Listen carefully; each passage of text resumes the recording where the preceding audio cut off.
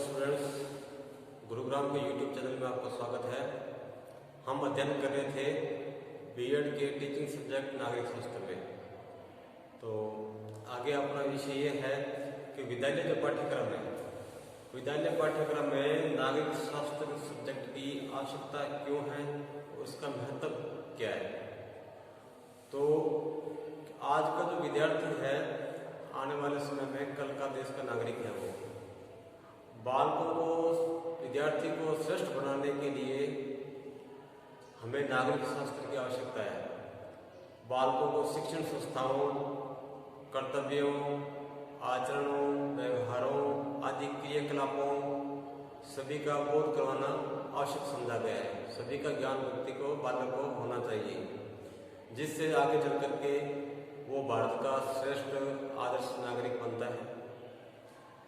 इस बात की आवश्यकता अनुभव करते हुए विद्यालय पाठ्यक्रम में नागरिक शास्त्र को प्रारंभ किया गया है।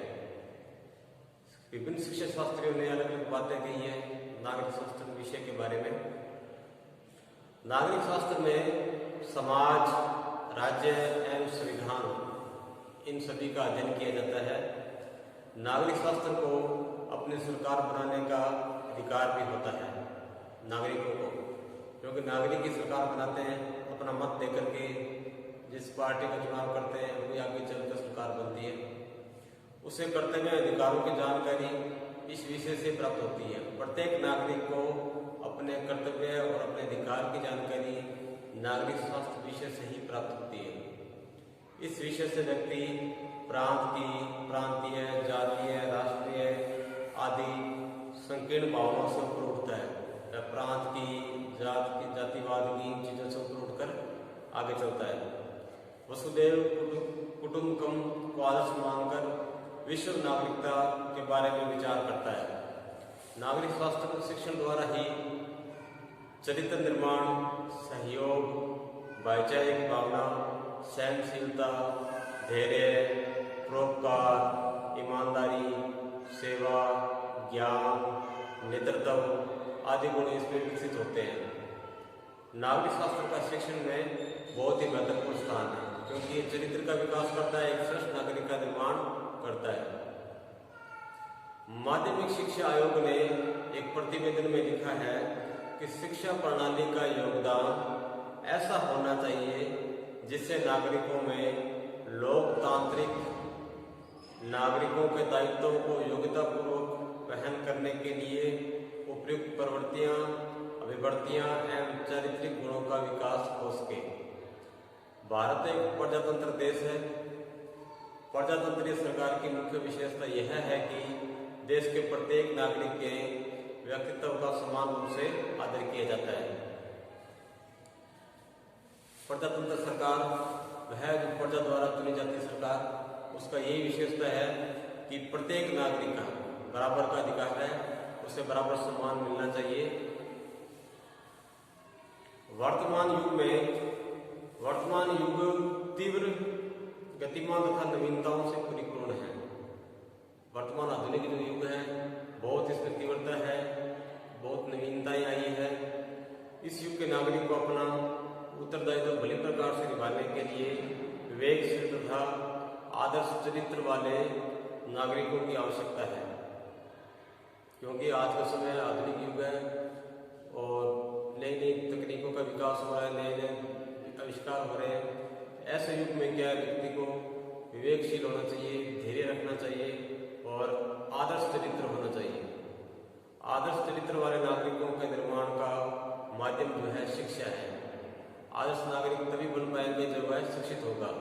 शिक्षा द्वारा ही एक आदर्श चरित्र का निर्माण कर सकते हैं। इसी उद्देश्य की पूर्ति के लिए नागरिक शास्त्र की विषय वस्तु को अनिवार्य रूप से शिक्षण स्तर की विषय वस्तु में महत्वपूर्ण स्थान दिया गया है। इसके माध्यम से विवेकशील, चरित्रवान विद्यार्थियों में सद्गुणों की भावना की संभावना प्रकट कर सकते हैं। आशा की जाती है कि विवेकशील, चरित्रवान नागरिक अपना उत्तरदायित्व निभाने में सफल एवं सक्षम होंगे। आदर्श प्रजातंत्र देश में नागरिक का दायित्व मात्र हाथ उठाकर अपना मत व्यक्त करना पर्याप्त नहीं होता, उसके पेचीदे आर्थिक, सामाजिक और राजनीतिक मसलों पर भी सोच विमर्श कर अपना मत एवं निर्णय करना पड़ता है। इस प्रकार नागरिक शास्त्र की शिक्षा देने वाले शिक्षक को अपनी विचारशील एवं परिस्थितियों के अनुकूल शिक्षा देने में सक्षम बना रहना होता है। नागरिक शास्त्र का जागरूक शिक्षक ही अपने उत्तरदायित्व को पूरा कर सकता है।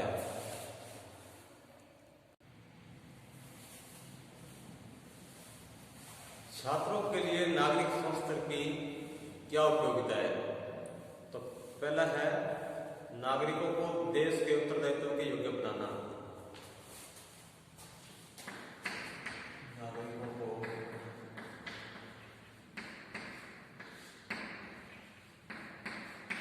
देश के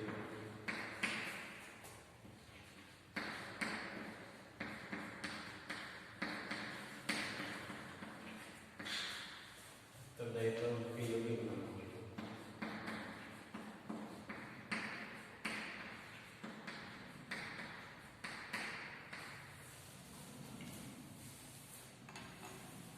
नागरिक शास्त्र के अध्ययन से विद्यार्थियों में कर्तव्य पालन की भावना जागृत होती है। आज के विद्यार्थी कल के देश के नागरिक हैं। उनके कंधों पर ही आगे चलकर शासन तथा समाज का भार आएगा। आगे चलकर यही विद्यार्थी देश के उत्तरदायी पदों पर कार्य करेंगे।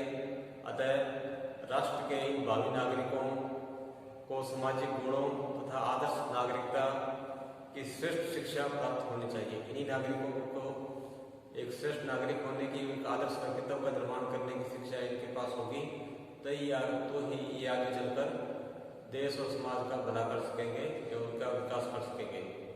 उनको नागरिकता के सिद्धांत तथा अपने अधिकार और कर्तव्यों का ज्ञान होना चाहिए।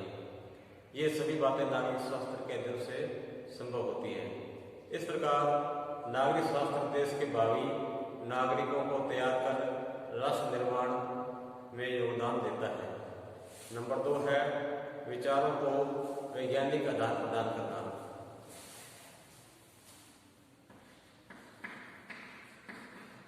विचारों को वैज्ञानिक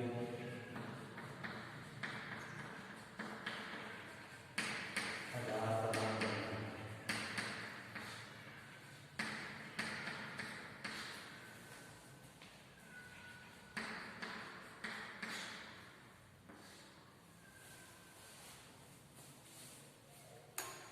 नागरिक शास्त्र एक विज्ञान है। विद्यार्थियों को यह वैज्ञानिक विधि से सोचना विचारना सिखाता है। यह विद्यार्थियों को इस बात की प्रेरणा देता है कि स्वयं में निरीक्षण तथा अवलोकन की प्रवृत्ति का विकास करें। विज्ञान यह सिखाता है बच्चों को, विद्यार्थियों में, कि खुद में ऐसी प्रवृत्ति होनी चाहिए कि अवलोकन हो, निरीक्षण हो और वैज्ञानिक सिद्धांतों का पालन करें। वे किसी वस्तु का सहज अवलोकन करें, फिर उसका संबंध परिणाम के साथ स्थापित करके सामाजिक कल्याण के उपयुक्त तथ्यों को समाज के सम्मुख प्रस्तुत करें। इस प्रकार नागरिक शास्त्र विचारों को वैज्ञानिक आधार प्रदान करता है। उनके विचारों को वैज्ञानिकता का पूर्ण देते हैं कि वैज्ञानिक की तरह अपने तथ्यों का अवलोकन करें और उसी हिसाब से परीक्षण करें, प्रयोग करें। नंबर 3 है महत्वपूर्ण गुणों का विकास।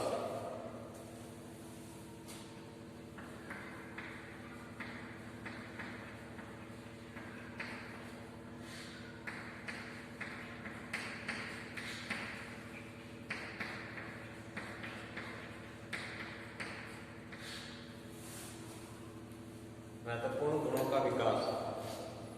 राजनीतिक विचारक जॉन लॉक ने लिखा है,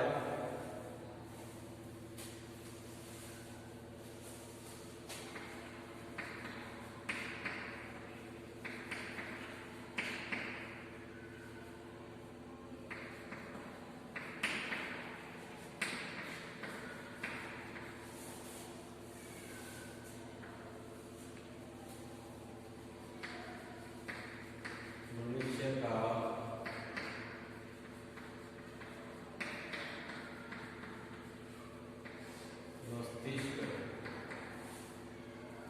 पोलिसलेट की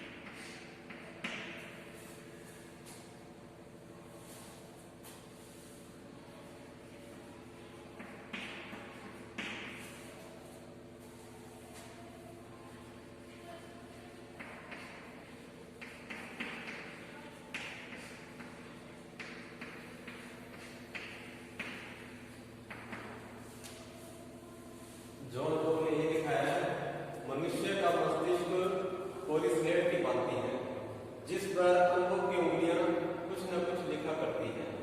ये जॉन डॉल ने इसकी परिभाषा दी है। किशोर विद्यार्थियों का मस्तिष्क एक पोलिसलेट के समान होता है। जो किशोरावस्था में जो बालक होते हैं उनके जो मस्तिष्क है पोलिसलेट की भांति प्लेन होता है। इस अवस्था में उसके मस्तिष्क पर जो लिख जाएगा वह जीवन भर मिटता नहीं। जो उस समय उनके दिमाग पर मानस पटल पर कुछ अंकित होगा वह जीवन भर उनके साथ रहता है, वह मिटता नहीं। इस अवस्था में नागरिक शास्त्र के अध्ययन से विद्यार्थियों में अनेक मानवीय गुणों का विकास हो जाता है। वे सहानुभूति, उदारता, त्याग, प्रेम, शांति, सहयोग आदि गुणों के महत्व से परिचित हो जाते हैं और भावी जीवन में आने वाले समय में उन गुणों को चरितार्थ करने का प्रयास करते हैं, उन गुणों को अपने जीवन में डालने का प्रयास करते हैं। इस प्रकार नागरिक शास्त्र के अध्ययन से प्राप्त बचपन के ये संस्कार आगे चलकर उन्हें राष्ट्र के समर्थ और आदर्श नागरिक बनाने में सहयोग देते हैं। नंबर 4 है लोकहित की भावना का विकास।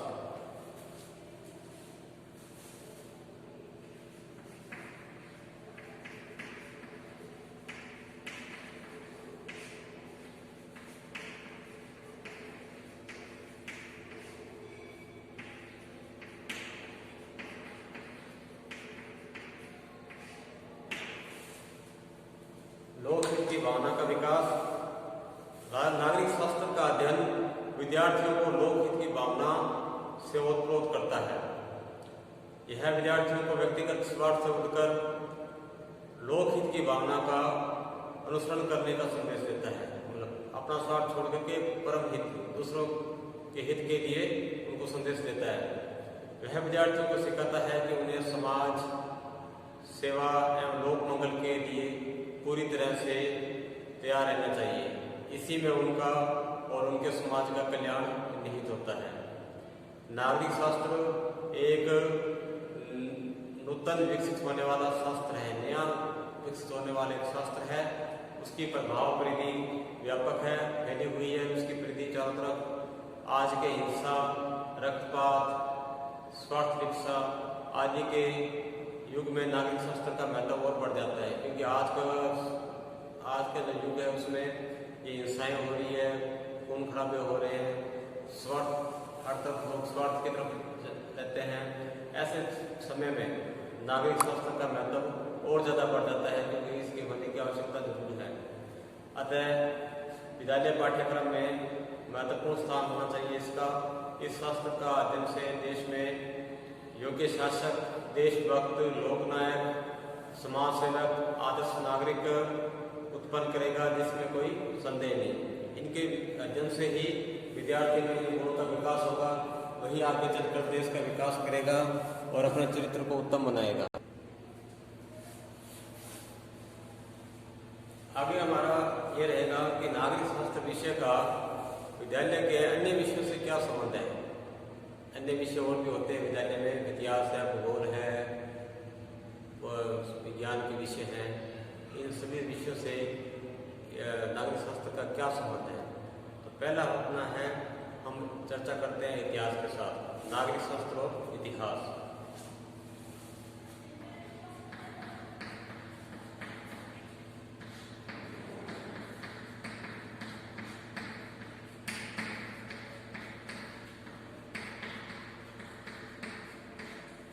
नागरिक शास्त्र का इतिहास से क्या तालमेल है, क्या संबंध है इनका? तो पहला पॉइंट अपना ये है कि इतिहास का संबंध भूतकाल से है।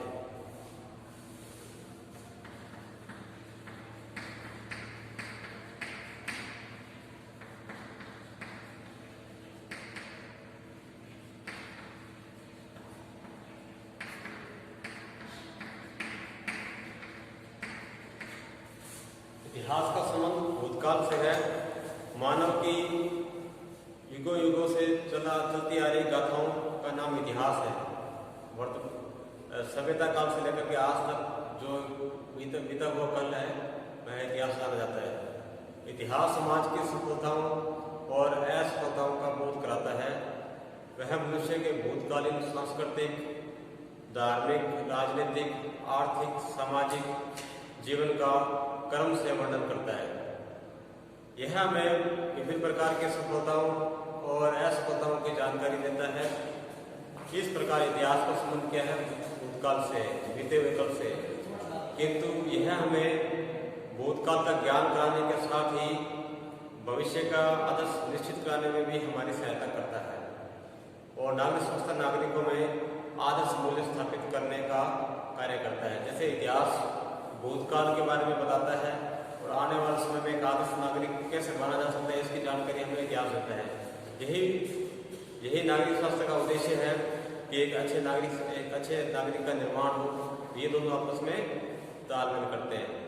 दूसरा कि इनका केंद्र बिंदु मनुष्य है। इतिहास और राजनीति नागरिक शास्त्र का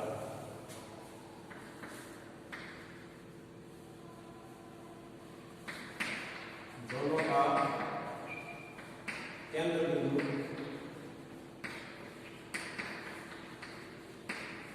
मनुष्य है। इतिहास विषय का और नागरिक शास्त्र दोनों का उद्देश्य, मुख्य बिंदु जो है मनुष्य है। मनुष्य के बारे में इनका अध्ययन किया जाता है और इतिहास मानव सभ्यता के विकास का अनुशीलन करता है। नागरिक शास्त्र मनुष्य का नागरिक के रूप में अध्ययन करता है और इतिहास मनुष्य का नागरिक शास्त्र में नागरिक के रूप में अध्ययन करता है। इतिहास मनुष्य के यथार्थ रूप का चित्रण करता है और नागरिक शास्त्र मानव व्यवहार का आदर्श रूप मानता है।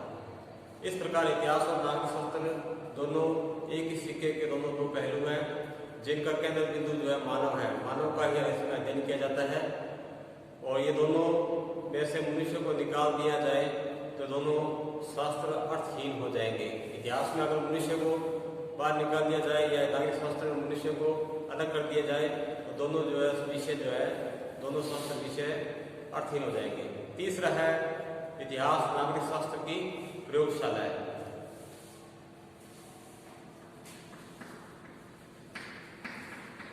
इतिहास नागरिक शास्त्र की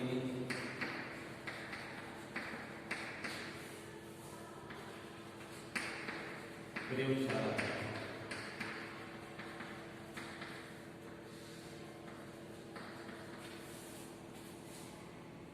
इतिहास नागरिक शास्त्र की प्रयोगशाला है।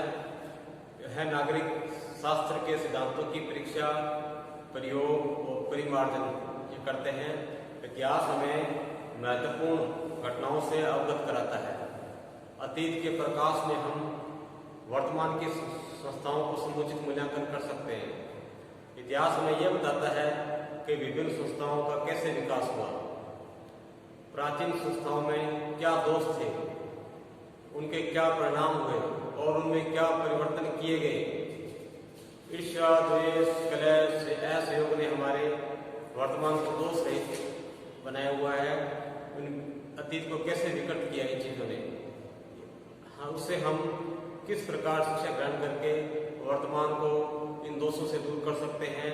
इतिहास के इस विश्लेषण के कारण नागरिक शास्त्र का इसमें स्वतः ही संबंध स्थापित हो जाता है। नंबर 4 है, यदि इतिहास मूल है तो नागरिक शास्त्र उसका फल है। यदि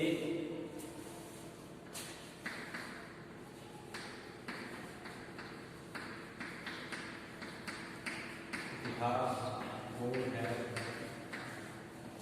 तो नागरिक शास्त्र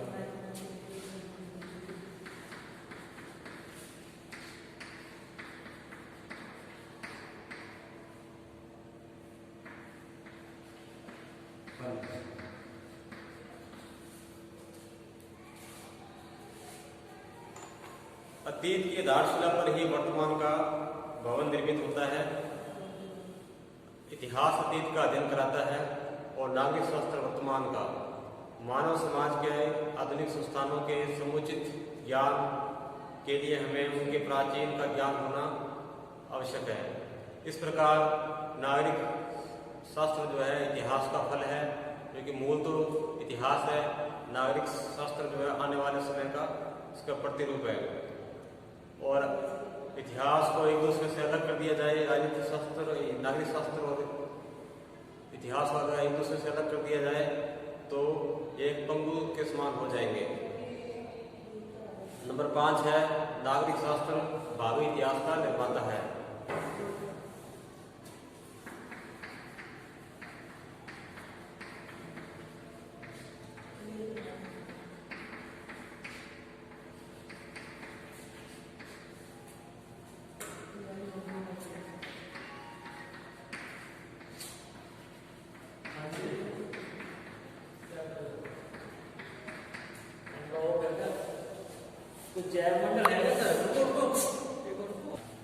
नंबर 5 है इतिहास नागरिक शास्त्र भावी इतिहास का निर्माता है, क्योंकि नागरिक शास्त्र जो है वर्तमान और भावी समाज का निर्माता है। वह वर्तमान में चल रहा है और भविष्य में आएगा उसका निर्माता है नागरिक शास्त्र। वह आगे चलकर यही सामग्री जो है आने वाले समय में इतिहास के लिए सामग्री प्राप्त होगी, सामग्री बनेगी, क्योंकि इसी को तैयार करके इतिहास बनेगा। और इस प्रकार नागरिक शास्त्र इतिहास सामग्री ही नहीं प्राप्त करता, बल्कि इतिहास के लिए सामग्री जुटाने में भी सहयोग करता है। तो ये था कि नागरिक शास्त्र का इतिहास से सहसंबंध, बाकी अन्य विषयों से भी सहसंबंध है इसका। बाकी हम कल अध्ययन करेंगे। आज हमने अध्ययन किया है नागरिक शास्त्र का अन्य विषयों से संबंध क्या था। पहला हमने इतिहास के बारे में अध्ययन किया कि इतिहास और नागरिक शास्त्र के बीच क्या समानता है, क्या इनका आपस में जुड़ाव है। तो आगे कल हम चर्चा करेंगे नागरिक शास्त्र का राजनीतिक शास्त्र से क्या सहसंबंध है। तो तब तक के लिए घर पर रहिए, सुरक्षित रहिए।